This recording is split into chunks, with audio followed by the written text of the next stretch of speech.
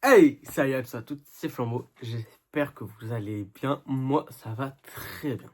Aujourd'hui, on se retrouve pour une vidéo un petit peu particulière car on va parler de l'histoire d'un jeu sorti il y a plus de 10 ans à l'heure où je tourne cette vidéo. Le jeu que je vais vous présenter est développé par Ready at Dawn Studio et Santa Monica et édité par PlayStation Entertainment sur PlayStation 4. Ce qui en fait donc une exclusivité PlayStation. Ce jeu sorti le 20 février 2015 est donc The Order 1898. Comme le titre le fait supposer, le jeu se déroule en 1898, dans l'époque victorienne en Angleterre, mais également dans un, dans un monde futuriste. On peut donc parler du steampunk pour ce jeu.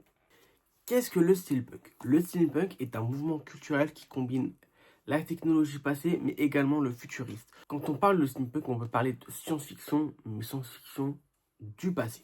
Dans ce jeu, nous incarnons le personnage de Galahad, qui est un chevalier de l'ordre qui a pour but de protéger les civilisations des loups-garous. On peut également y retrouver des personnages inspirés de personnages historiques. Donc, dans ce jeu, nous incarnons Galahad, comme je l'ai dit précédemment, et on est entouré de 3 personnes. On est une équipe de 4. On est entouré d'Ygraine, de Perceval et de Marquis de Lafayette. 3 personnes-là sont inspirées de personnages historiques. Mais de quoi parle The Order 1898? Eh bien, The Order 98 parle essentiellement de loup-garou. Mais pas que. Ce jeu est un petit peu subtil. On va d'abord parler du système de guérison qui est un point très important dans l'histoire de ce jeu. Notre système de guérison, ça s'appelle l'eau noire. Qu'est-ce que l'eau noire? L'eau noire, c'est une eau qui permet aux personnes de l'avoir bu de se soigner très rapidement de blessures très graves, de la boire et en quelques minutes être entièrement rétablie. Par contre, elle ne rend pas immortelle, mais l'eau noire augmente la longévité de ses consommateurs. Ce qui veut dire, si tu bois de l'eau noire, eh bien, tu peux vivre plusieurs siècles sans vieillir, sans mourir. Et comme ça, jusqu'à ce que tu meurs. Par contre, c'est un élément à prendre en compte, l'eau noire ne rend pas immortel. Loin de là. Tu peux mourir, si tu te fais tuer, tu meurs. Mais elle permet de soigner des blessures très graves et permet d'améliorer la longévité des personnages dans le jeu. Donc l'eau noire est un élément important. Cette eau noire vient d'une fontaine qu'on appelle le Graal. Le Graal est connu dans la religion chrétienne comme un récipient qui aurait recueilli le sang du Christ. Et dans le jeu, le Graal est réutilisé pour avoir de l'eau qui permette d'allonger la vie de ses utilisateurs, de soigner ses utilisateurs de blessures graves. Le prologue du jeu se nomme Chevalier un jour. Dans ce prologue, nous jouons Galahad, comme dit précédemment, qui est en train de se faire torturer la tête sous l'eau par des gardes. Donc, si on comprend bien, on s'est fait arrêter, mais on ne sait pas pourquoi. Tu vois, quand tu fais le jeu, tu vois un petit peu que les gardes sont ont un peu peur. Ah ouais, c'est vous ce prisonnier.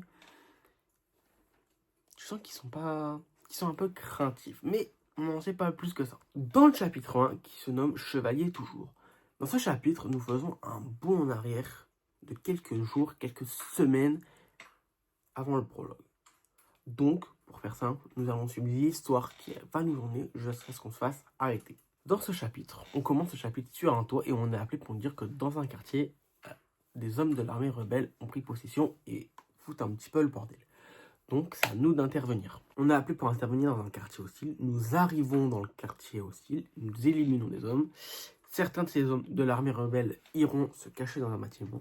Nous rentrerons dans le bâtiment et nous éliminerons la menace. Quand on sera dans le bâtiment, quand on aura éliminé un grand nombre d'ennemis, on nous apprendra que beaucoup ont fui dans les métros de Londres. Nous les poursuivrons. Mais quand nous arriverons dans les métros de Londres, nous tomberons sur des lycaons. Qu'est-ce qu'un lycaon? C'est tout simplement un loup-garou. Donc on en éliminera plusieurs, avant ensuite d'en poursuivre un dans les rues de Londres qui vient de s'échapper. Le chapitre 2 de The Order se nomme Entre égaux. Dans ce chapitre, nous assistons à une réunion de l'ordre qui parle des événements passés dans le chapitre 1. Et après cette réunion, qui nous parle des événements passés dans le chapitre 1, après cette réunion, nous rencontrons Nikola Tesla, l'inventeur, qui vient nous présenter ses nouveaux gadgets, ses nouvelles armes, mais également un système qui permet de créer un court-circuit qui ira plus tard dans le jeu. Dans le chapitre 3 du jeu qui se nomme Injustice, nous suivons les ordres de Perceval. Perceval, c'est lui. Sous ses ordres, nous allons faire une mission d'infiltration. Nous allons devoir nous infiltrer dans le quartier de Whitechapel. Le quartier de Whitechapel est le quartier de l'armée rebelle. Mais dans l'histoire réelle, le quartier de Whitechapel est connu pour être le quartier dans lequel les agissements de Jack l'Éventreur se sont déroulés. On apprend que Jack l'Éventreur est également présent dans le jeu. Quand nous arrivons dans le quartier, nous nous séparons en deux équipes. Perceval et Ygren partent ensemble et nous, Galahad et Marquis Lafayette, partons ensemble de leur côté. Marquis Lafayette et Galahad se feront repérer. Dans un premier temps, ils essaieront de se cacher, mais ensuite ils prendront la fuite. Et dans un second temps, une fusillade commencera entre nous et les membres de l'armée rebelle.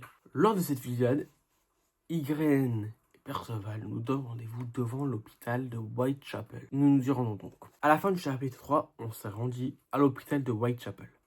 On avons joué Ygren et Perceval et on nous dit que les membres de l'armée rebelle se sont cachés sous l'hôpital de Whitechapel. Nous nous introduirons dans l'hôpital de Whitechapel et nous tomberons sur un loup-garou. Mais pas n'importe quel loup-garou, nous tomberons sur un ancien. Un ancien, c'est un loup-garou plus vieux et plus puissant que les autres loups. Dans un premier temps, nous essayerons de fuir. Mais cet ancien ne nous laisserait pas partir. Il va nous poursuivre. Ygren et Galahad seront séparés et Galahad va commencer un combat contre lui, contre l'ancien. Malheureusement, le combat ne va pas se passer comme prévu et Galahad sera rapidement maîtrisé avant qu'Ygren puisse intervenir. Le temps que Galahad reprenne ses esprits, Ygren sera gravement blessé. On ne voit pas vraiment, c'est pas vraiment signalé, mais on peut penser que l'ancien lui a brisé la colonne vertébrale. Nous nous relèverons, nous recommencerons à nous battre contre l'ancien et nous l'éliminerons. Nous ferons boire de l'eau noire à Ygren et partirons. Mais avant de partir, Ygren nous dit que nous devons aller dans la salle à gauche car il y a des éléments importants que nous devons connaître. Nous apprenons que l'armée rebelle prépare une attaque terroriste sur la India Industries Company, mais également sur Lord Asing, qui est l'un des dirigeants de cette compagnie. Nous apprenons que les rebelles préparent une attaque terroriste sur la India United Company, mais également sur Lord Asing, qui est un membre de l'ordre, mais également un membre de la direction de la India United Company. Le chapitre 5 se nomme l'essor de l'Agamemnon. Lors du chapitre 4, nous avons appris qu'il y a une attaque terroriste, et l'attaque terroriste se passera dans un dirigeable. Donc, sous les ordres de Perceval, nous prendrons la décision de se rendre sur ce dirigeable pour essayer de sauver Monsieur Asing. Dans un premier temps, nous devrons nous faufiler dans le dirigeable pour prendre possession de la direction du dirigeable, pour pouvoir le diriger. Nous ferons toute cette infiltration avec le Marquis Lafayette. Comme Marquis Lafayette aura pris les possessions des commandes du dirigeable, nous avancerons pour essayer de trouver Monsieur Lord Asing. Nous retrouvons Lord Asing avec Lucan, qui est le fils adoptif du chef de l'ordre. On aura pour mission de trouver les personnes de l'armée rebelle qui se sont infiltrées sur le dirigeable. Pour ce faire, nous devrons chercher les gardes qui n'ont pas d'insigne sur leur épaule et donc qui sont donc des faux gardes qui sont là pour éliminer Monsieur Asing. Une fusillade commence entre nous et les membres de l'armée rebelle. Monsieur Asing arrive à s'échapper du dirigeable. Pendant la fusillade, les civils présents dans le dirigeable réussissent à fuir. Et nous, on décide de rester pour éliminer la menace. Mais en continuant, on apprend que les rebelles n'avaient pas une bombe de mise au temps.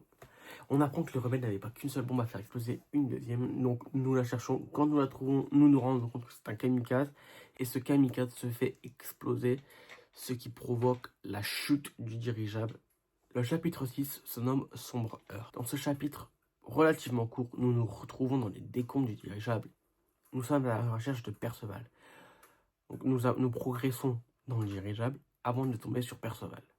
Et malheureusement, il n'aura pas survécu au crash du dirigeable. Le chapitre 7 se nomme Les Chevaliers. Dans ce chapitre, nous assistons à une réunion de l'ordre, dans laquelle les événements qui viennent de se passer sont jugés. Perceval mort, quelqu'un doit prendre sa place et quelqu'un doit prendre son titre. La personne qui va prendre ce titre est Marquis Lafayette qui nous suit depuis le début du jeu. Marquis de Lafayette s'appellera désormais Perceval, est un membre définitif de l'ordre. Dans ce chapitre, le chef de l'ordre nous fait comprendre que les événements qui viennent de se passer sont des événements qui ne sont absolument pas normaux, que nous ayons agi sans ordre direct, que sur des éléments infondés. Même en ayant réussi à sauver Lord Asing, il faudra un responsable pour ce qui vient de se passer. La personne qui sera jugée comme responsable sera le personnage que nous jouons, Galahad. Le chapitre 8 s'appelle En état de siège.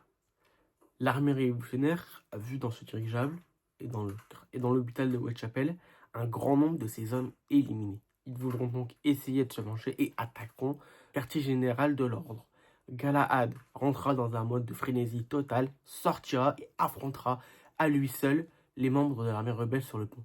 Il les éliminera tous un par un avant de poser une question au dernier survivant où se trouve le chef de l'armée rebelle qui était présente dans le dirigeable. Quand il lui dit où est-ce qu'elle se cachait, Galahad décida de s'y rendre. Galahad se rendit au quartier général des rebelles.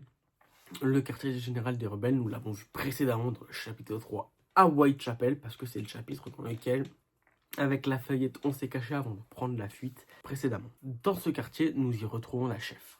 En réalité, ce n'est pas la vraie chef. La vraie chef descend et dit que s'il doit y avoir une seule personne à blâmer pour ce qui vient de se passer, c'est elle. Elle s'appelle Lakshmi. Elle nous explique, sans réellement le dire, que l'ordre serait potentiellement corrompu et que nous ne savons pas tout. Elle souhaite nous ouvrir les yeux. Donc, elle nous propose de la suivre sur les quais de la India United Company pour nous montrer la preuve de ce qu'elle avance, que l'ordre pourrait être corrompu et que la India United Company serait qu'un prétexte pour faire quelque chose d'encore plus grand et encore plus dangereux pour les autres pays. La United India Company est une société qui envoie des marchandises dans le monde entier. Lakshmi et Galahad font donc équipe et se rendent donc sur les quais de la India Company. Ils se font repérer. On commence une fusillade avant de s'introduire dans le hangar que nous cherchons réellement. Lakshmi, dans son garde, nous demande de trouver une boîte en bois avec le logo de la India United Company peint en rouge. En ouvrant cette boîte, on se rend compte que la India United Company n'est pas réellement ce que l'on croyait, mais était une compagnie qui envoyait des vampires dans les autres pays que l'ordre avait sous son contrôle. Dans le chapitre 10, qui se nomme Confrontation, nous irons directement rendre compte au chef de l'ordre ce que nous avons appris. Ce dernier ne nous prendra pas au sérieux et dira que ce qu'on avance est totalement absurde, que Lord Hastings et la India United Company sont corrompus, il n'y croit pas du tout et il nous dit que sans preuve infondée, il ne peut absolument pas nous croire. Nous allons donc demander à son fils adoptif, Lucan, qui est également le frère d'Ygren, la fille qui est avec nous, qui est dans notre groupe de chevaliers de l'ordre, de venir avec nous et nous introduire dans le United India House pour chercher les réponses qu'il nous faut. Chapitre 11, Frères d'âme. Dans ce chapitre, nous nous rendions avec Lucan dans la United India House pour chercher des réponses. Nous infiltrons dans la cour avant de rentrer dans le bâtiment et de se séparer pour que l'un cherche l'aile ouest et l'autre l'aile est. Lorsque nous serons séparés, nous retrouverons Lakshmi et deux membres de l'armée révolutionnaire. Nous rejoindrons Lucan. Lucan, qui ne sera pas forcément heureux de voir que l'armée rebelle est présente, qui nous prendra pour un traître. On lui expliquera de nous faire confiance et de nous suivre.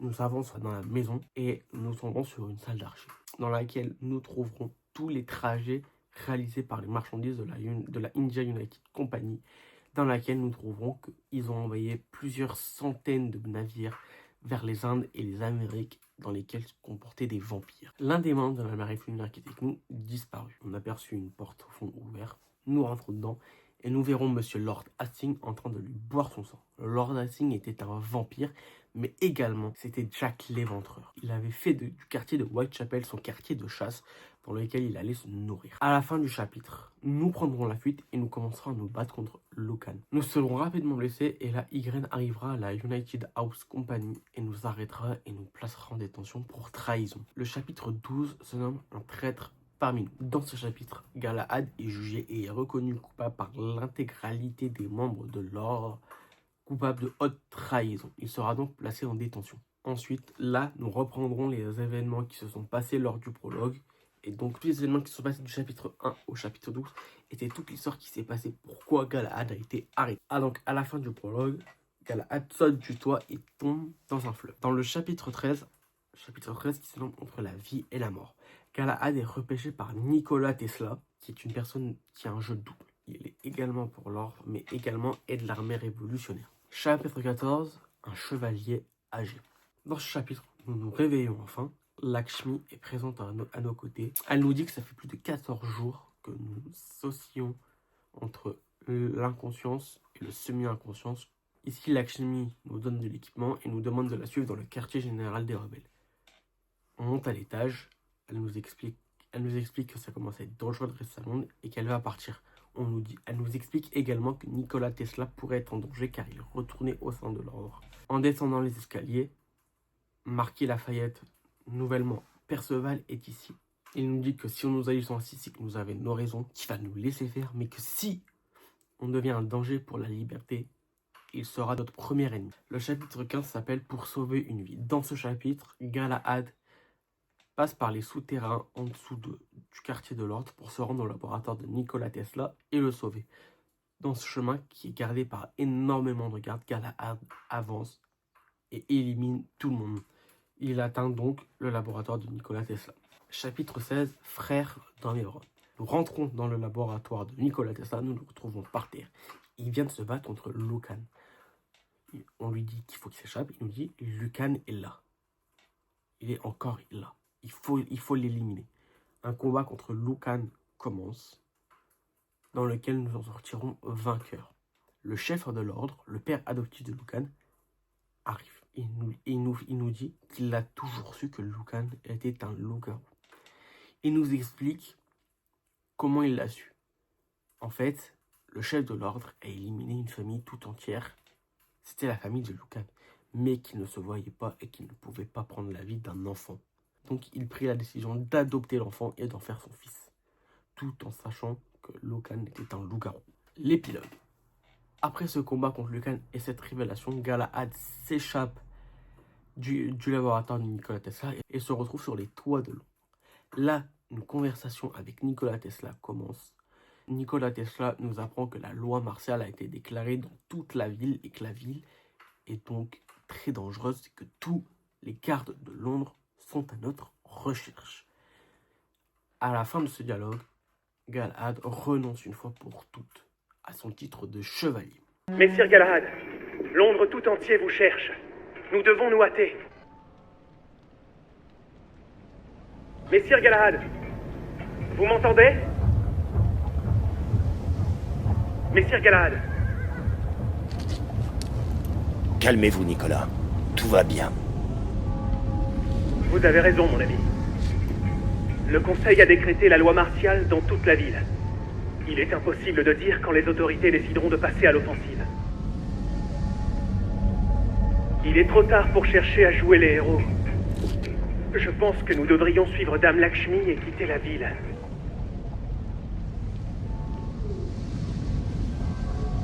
Je reviens très vite. Vous ne savez pas, je ne suis plus Galahad.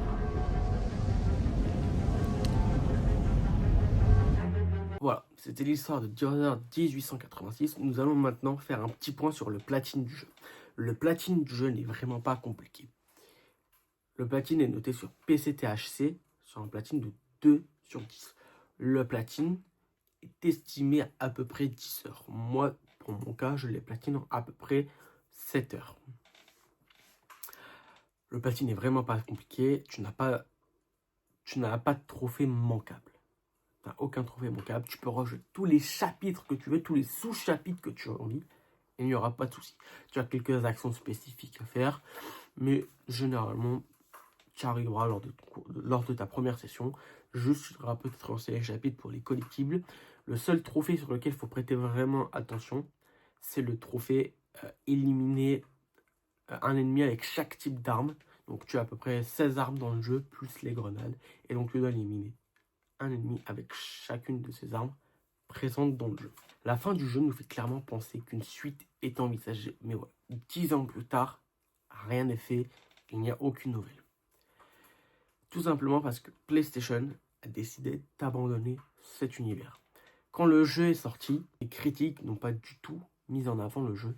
Et donc PlayStation a décidé de ne prendre aucun risque et donc de ne pas continuer cet univers qui avait pourtant énormément de choses à offrir. Sur Metacritic, le jeu est noté 63 sur 100. Pour beaucoup, le gros point faible de ce jeu est sa longueur. Il est beaucoup trop court. Je pense qu'il aurait fait 5-6 heures de plus, le jeu aurait eu un meilleur avis. Car oui, le jeu, il y a une possibilité de le finir en 5 heures si vous rushez l'histoire. Donc je peux comprendre pourquoi certains sont freinés un petit peu par ce jeu. Alors, la dernière partie de cette vidéo, mon avis maintenant sur ce jeu. Eh bien, j'ai adoré le jeu. Au début, j'avais un petit peu de mal à me mettre dedans. Le jeu est vraiment pensé pour être assez réaliste. Le jeu est lent, mais lent comme un humain. Quand tu rentres dans un bâtiment, tu prends le temps d'explorer, tu te balades, mais tout en marchant. Il est très rare dans le jeu que tu puisses courir dans un bâtiment. Tu peux, mais pas tout le temps. C'est vraiment pensé pour être un jeu assez réaliste, proche de la réalité. Dans lequel, quand nous cherchons des preuves, nous ne courons pas dans tous les coins, non. Nous marchons, nous observons, nous récoltons les informations. L'univers du jeu est vraiment très sympathique. L'ambiance du jeu est vraiment très sympa. C'est vraiment une ambiance sombre, une ambiance glauque qui avait énormément de choses à offrir. Mais malheureusement, il n'y aura pas de suite à cet univers. Ce qui est très très dommage. La note que je mets est la note 7 sur 10. C'est une note plutôt sympathique. C'est une bonne note, voilà. C'est un bon jeu. Pas un triple A, bien évidemment. Ça n'atteindra jamais un triple A. Mais voilà. Un bon petit jeu pour passer le temps, c'est vraiment sympathique. Moi, je l'ai trouvé à Easy Cash pour 8 €. Alors, franchement, si vous pouvez le choper entre 8 et 10 €, le maximum, je pense, ça serait 10 €. Voilà, vu qu'il est court, je ne mettrai pas plus de 10 €, mais voilà. Si vous le trouvez, foncez parce que c'est vraiment un très bon jeu. Je vous remercie pour avoir écouté et regardé cette vidéo. Si vous avez des questions, posez-les dans les commentaires. Si vous avez également des conseils pour m'améliorer, n'hésitez pas à m'en faire part. Si cette vidéo vous a plu, n'hésitez pas à liker, commenter, partager. Moi, je vous souhaite une bonne journée, une bonne semaine. Et je vous dis à la semaine prochaine pour une prochaine vidéo. Bye.